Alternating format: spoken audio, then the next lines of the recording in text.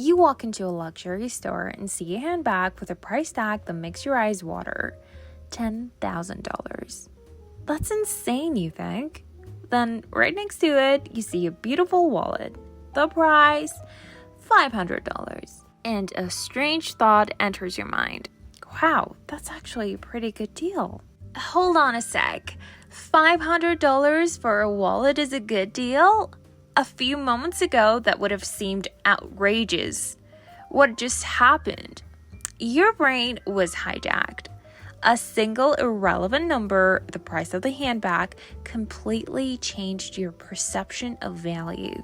This isn't a mistake. It's a predictable feature of your brain's operating system, and it's being used against you every single day. Welcome to Thrive with Tima. Today, we're exposing the invisible string that pulls on every financial decision you make, the anchor effect. The anchor effect, or anchoring bias, is one of the most robust and well-documented cognitive biases in all of psychology. It refers to our brain's tendency to rely heavily on the first piece of information offered, the anchor, when making decisions. Once an anchor is set, all subsequent judgments, estimates, and negotiations are biased toward that initial number, even if it's completely arbitrary. The classic experiment by Nobel laureates Daniel Kahneman and Amos Tversky is the perfect example. They asked people to guess the percentage of African nations in the UN. But first, they spun a wheel of fortune with numbers from 0 to 100. If the wheel landed on 10, people's average guess was 25%. If the wheel landed on 65, the average guess jumped to 45%. The number on the wheel was completely random, but it subconsciously anchored their brains and skewed their answers. Why does this happen?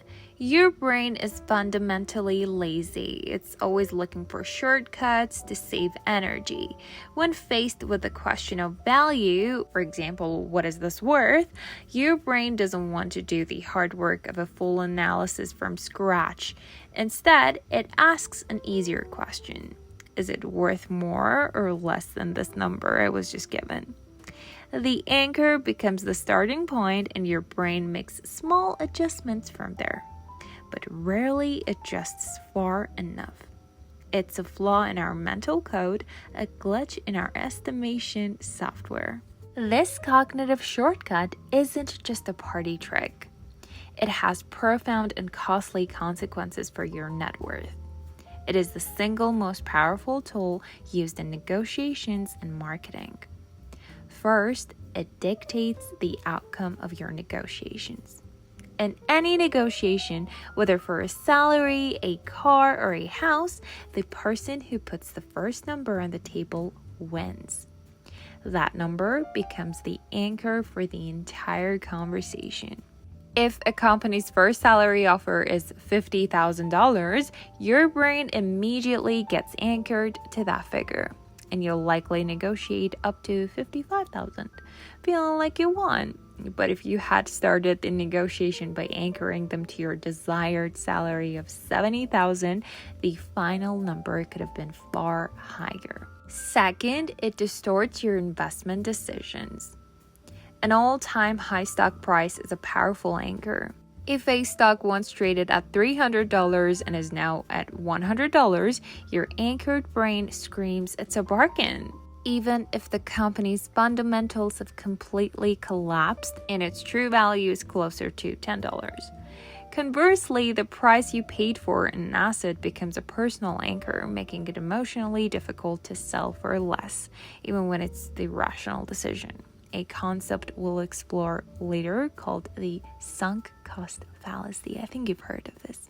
And finally, it's the foundation of all retail pricing.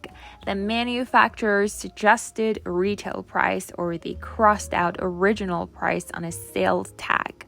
They are pure, unadulterated anchors. Their only purpose is to make the actual sale price seem like an incredible deal, compelling you to buy based on perceived savings rather than actual value.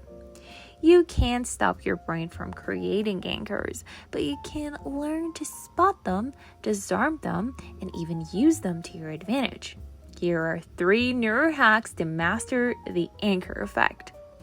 Tool number 1, drop your own anchor first.